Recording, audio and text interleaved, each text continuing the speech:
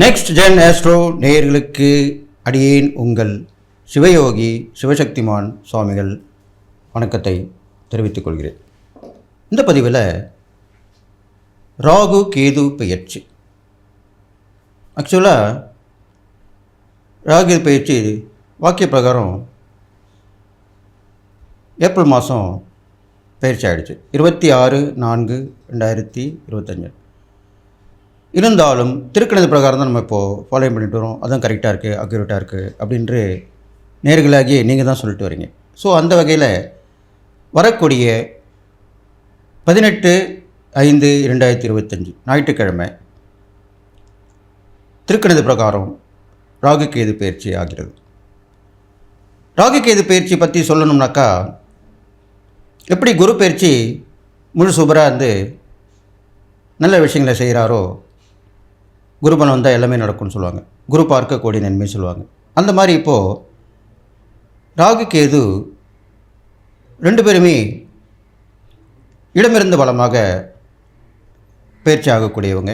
அவங்களுடைய பார்வை பலனும் இடமிருந்து பலமாக தான் இருக்கும். 3, 7, 11 இந்த 3 பார்வை பலன்களுமே ராகுக்கும் கேதுக்கும் உரியதாக சொல்லப்படுது. அதை பற்றி இப்போ நான் விளக்கமாக சொல்ல போகிறேன். முதல்ல பொது பலன் சொல்ல போகிறேன், அப்புறம் 12 ராசிக்கு உண்டான பலன் சொல்ல போகிறேன். நீங்கள் கவனமாக கேட்டு நடந்துக்கிட்டிங்கன்னா இந்த ராகு கேது பேச்சில் இருக்கிற கெடுபம் குறைஞ்சி நற்பல ஏற்படும் சொல்லிட்டு இப்போ என்னோட குருநாதர் வணங்குறேன். ஓம் குருப்யோ நம நற்பவி நற்பவி நற்பவி ஓம் காஞ்சிவாசாய வித்மிகே சாந்தரூபாய தேமிகே தன்னோ சந்திரசேகர பிரச்சோதயாத். என்னுடைய ஆத்மாதேவன் மகாகாலவன். ஓம் காளிகாசாய வித்மிகே மசான வாசின்ன தேமிகே தன்னோ அகோர பிரச்சோதயாத். இன்னும் உபாசன மகாவாராகி. ஓம் அகிஷத் வஜாய வித்மிகே சண்டகஸ்தாய தன்னோ வாராகி பிரச்சோதயாத். இப்போது பொது பலன் பார்க்கணும். அப்போது இதனால் வரைக்கும் ராகு பகவான் மீனராசியில் இருந்தார்.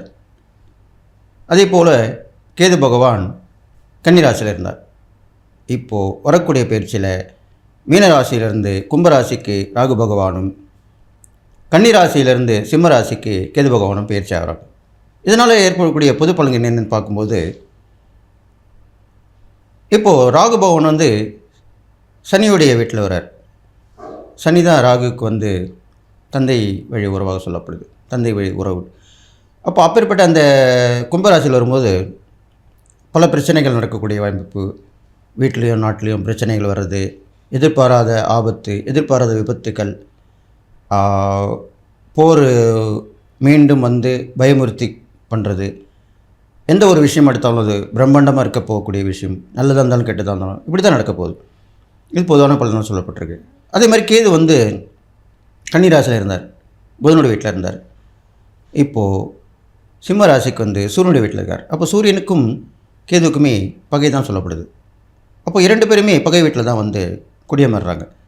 அப்போ அவங்களுக்கு ஏற்கனவே அவர்கள் பாபகிரகங்கள் நிழல்களையும் சொல்லப்படுது. அப்போது இன்னும் எரிகிற தீயில் எண்ணெய் ஊற்றினார் போல அப்படி சொல்லுவாங்க பழமொழி. அதுதான் இப்போ நடக்க போகுது. அப்போ கேது பகவான் சிம்மராசியில் வரும்பொழுது உங்களுக்கு நிறைய எதிர்பார்ப்புகள் ஏமாற்றம் அடையக்கூடிய சூழ்நிலை. முக்கியமாக அரசியல், சினிமா, முக்கிய விஐபின்னு சொல்லலாம், விவிஐபிலாம் சொல்கிறோம் இல்லையா, அவங்களுக்கு எல்லாமே பிரச்சனை வரக்கூடிய அமைப்பாக இப்போ இருக்க போகுது. நிறைய ஆபத்து விபத்துகள் ஏற்பட போகுது. இருந்தாலும் நன்மையான பலனும் நடக்கும். அதை நான் ஒவ்வொரு ராசிக்கு சொல்லும்போது விரிவாக சொல்ல போகிறேன். அதனால் அந்த ராகு கேது பயிற்சி நீங்கள் கவனமாக கேட்டு நடந்தீங்கன்னா இந்த ஆபத்து விபத்துகளிலிருந்து காப்பாற்றப்படுவீர்கள். அதுக்குண்டான பரிகாரம் நான் சொல்ல போகிறேன்னு சொல்லி இப்போது அடுத்ததாக 12 ராசிகளுடன் பலனை பார்ப்போம். ரிஷபராசினியர்களே, உங்களுக்கு பார்க்கும் பொழுது இந்த ராகு கேது பயிற்சி 10ல் ராகு, 4ஆம் இடத்தில் கேது, இப்படி தான் பயிற்சி ஆகியிருக்கின்றார். அப்போது 10ல் ராகு வரும்பொழுது நிறைய விஷயங்கள், வெளியூர் வெளிநாடு பயணம் கண்டிப்பாக அமையும். அதில் எந்த சந்தேகம் இல்லை. அதுக்கு முயற்சிக்கிறவங்களுக்கும் கண்டிப்பாக அமைஞ்சிடும். போட்டி பந்தயங்களை கலந்துக்கலாம், வெற்றி வாய்ப்புகள் ஏற்படும். அது இல்லாமல் உங்களுக்கு தொழில், உத்தியோகம், வியாபாரம் இந்த வகையில் ஜீவனம் வரக்கூடிய வகையிலே வருமானம் பெருகும். அந்த வருமானம் அபரீதமாக இருக்கும். இப்போ நீங்கள் வேலை செஞ்சுட்டு இருந்தீங்கன்னா உங்களுக்கு ஓவர் டைம் கிடைக்கும், இன்க்ரிமெண்ட் கிடைக்கும், ஊதிய உயர்வு கிடைக்கும், இன்சென்டிவ் கிடைக்கும், இது மாதிரிலாம் கிடைக்கும். அதே மாதிரி தொழில் பண்ணிங்கனாக்கா உபரி வருமானங்கள் அதிகமாக இருக்கும். இது வரைக்கும் வராத ஒரு வருமானங்கள் நீங்கள் பார்ப்பீர்கள். வியாபாரத்திலுமே அப்படிப்பட்ட வருமானங்கள் தான் உங்களுக்கு அமைய போகுது. ஏனென்றால் 10ல் ராகு இருக்கும்போது நல்ல விஷயங்களை தான் நடத்தி கொடுப்பார். சில பேருக்கு புதையல் யோகமும் கிடைக்க வாய்ப்பு இருக்கிறது.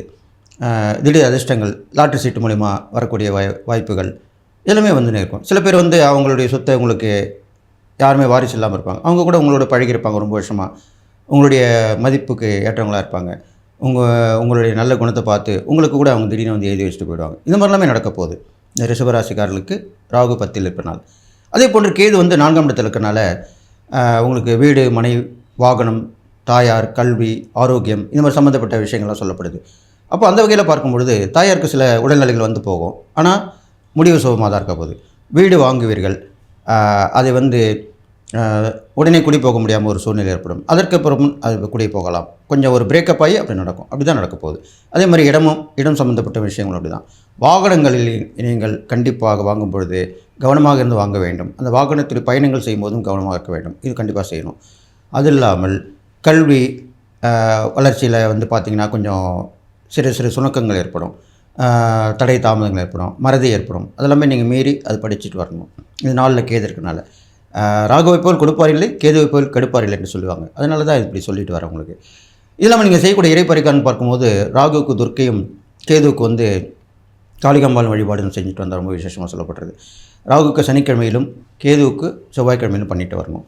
இது இல்லாமல் நீங்கள் செய்யக்கூடிய தான தர்மம்னு பார்க்கும் பொழுது சுமங்கலி பெண்களுக்கு நிறைய தான தர்மம் பண்ணலாம். ஏழை எளிய பெண்களுக்கு திருமணத்தை நடத்தி வைக்கலாம். அது மட்டும் இல்லாமல் ஏழை எளிய பெண்களுக்கு கல்வியில் உதவி மற்றும் ஏதோ ஒரு வகையில் உதவி தேவைப்படும். கண்டிப்பாக மருத்துவ உதவியாக இருக்கலாம், கல்வி உதவியாக இருக்கலாம். இது மாதிரி உதவிகள் நீங்கள் செய்து வரலாம். அது இல்லாமல் வந்து சிறு சிறு குழந்தைகளுக்கு, ஆதரவற்ற குழந்தைகளுக்கு, அனாதையாக இருப்பாங்க, அப்பா அம்மா கொடுத்த யாருன்னு தெரியாது, விட்டுட்டு போயிடுவாங்க. அப்படிப்பட்ட குழந்தைங்களுக்கு நீங்கள் உதவி உதா செய்யலாம். இதெல்லாம் தான தர்மங்கள் நீங்கள் செய்யக்கூடிய விஷயமாக சொல்லப்பட்டிருக்கு.